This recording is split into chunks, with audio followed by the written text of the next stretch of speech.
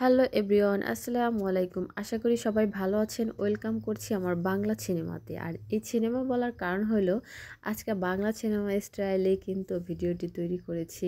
যেহেতু এখানে গান গাওয়া হয়েছে যে মানে ঢিকি পাড়ায়, তো ঢিকিতে কি নাচে আর কি নাচে সই, তো আমার কোমর নাচে, এরকম একটা গানে ওরা ভিডিওটা করতেছিল। তো যাই হোক, ওরা আনন্দ করতেছিল আর ঢিকিতে পাড় দিতেছিল। যেহেতু আমরা আজকে ছোট্টখাট্টো একটা পিকনিক করতেছি।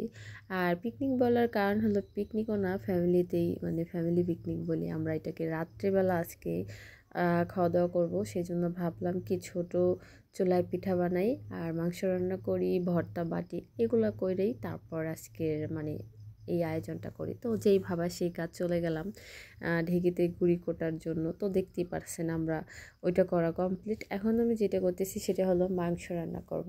আর এখানে আমি মাটির চুলায় রান্না বান্না করতেছি। আসলে গ্যাসের চুলায় যেই সব জিনিস দিয়ে রান্না বান্না করতাম ওইগুলো অলরেডি মাটির চুলায় নিয়ে আসছি, কারণ ওইখানে আমার ভালো লাগে না, এখানেই করি।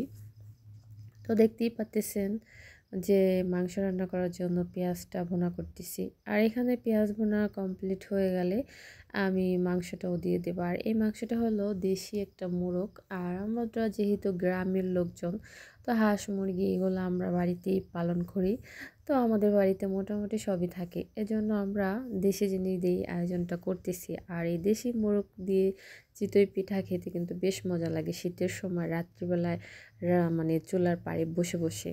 তো এইভাবে খেতে খেতে কার ভালো লাগে সবাই একটু কমেন্টে বলবেন। তো আমাদের কাছে কিন্তু ভীষণ ভালো লাগে। তো দেখতেই পাচ্তেছেন আমার মাংসটা কষানোর জন্য একটু পানি দিয়ে ঢেকে রাখলাম, যেন মানে মাংসটা সুন্দরভাবে সফটলি একদম হয়ে যায়। কারণ যেহেতু এটা দেশি মোরগ, এটা কিন্তু অনেক শক্ত হয় আর এটাকে কষাইতে হবে অনেকক্ষণ যাবত।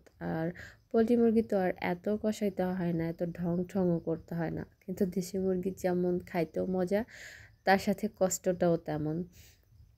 তো এই তো আমার মাংসটাও কিন্তু একদম ভাজা ভাজা হয়ে গেছে, মানে কষানোর অনেক হইলে বোঝাই যায় জিনিসটা কেমন রান্না হবে। তো এখানে আমি আবার ঝোল দিয়ে দিয়েছিলাম। তো এটাও আমার কমপ্লিট হয়ে গেছে রান্না বান্না।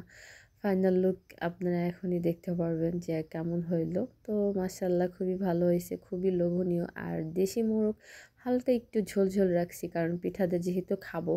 আর দেশি মুরগির ঝোল খাইতেও বেশ মজা লাগে। আর এই যে চলে আসলাম ভর্তা। আর এই ভর্তাটা করতেছিলাম হলো রসুন পাতা, কাঁচা রসুন, পেঁয়াজ, তারপর শুকনো মরিচ, এগুলো দিয়ে মানে আমরা ভর্তাটা করব। তো সেই জন্য কী করলাম, এগুলো আগে তেলে ভাজতেছি যেন মানে একটু ঘ্রাণ হয়, খাইতে ভালো লাগে। তো যাই হোক, আমার ভাজাটাও কমপ্লিট হয়ে গেছে। এখন আমি মরিচগুলোও ভাজতেছি। মরিচ ভাজা হয়ে গেলেই তো আমি পিঠা বানাবো আর অন্যদিকে আমার মা ভর্তাটা করে দেবে। তো যাই হোক, আমার ছোট্ট একটা রান্নাঘর আপনারা দেখতেছেন। আর এই রান্নাঘরটা আমার কাছে খুব ভালো লাগে। আমি নিজের হাতে নিজের চেষ্টায় ফার্স্ট টাইম মানে একটা ছোট্ট একটা চুলা তৈরি করছি, রান্নাঘর।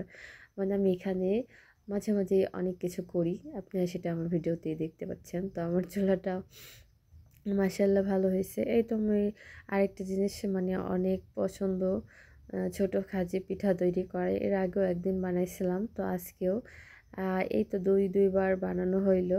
মাশাআল্লাহ, কখনো শিখি নাই পিঠা বানানো, কিন্তু ভালোই হইতেছিল প্রথম হিসেবে। তো আমার এই পিঠা দেখে আমার মা বলতেছিল যে বড় খাজি আর পিঠা বানানোর দরকার নাই, ছোট খাজি ছোট পিঠাগুলাই খেতে বেশ ভালো লাগে, এগুলাই নাকি সুন্দর হয়েছে। সবাই ভালো থাকবেন, আল্লাহ হাফেজ।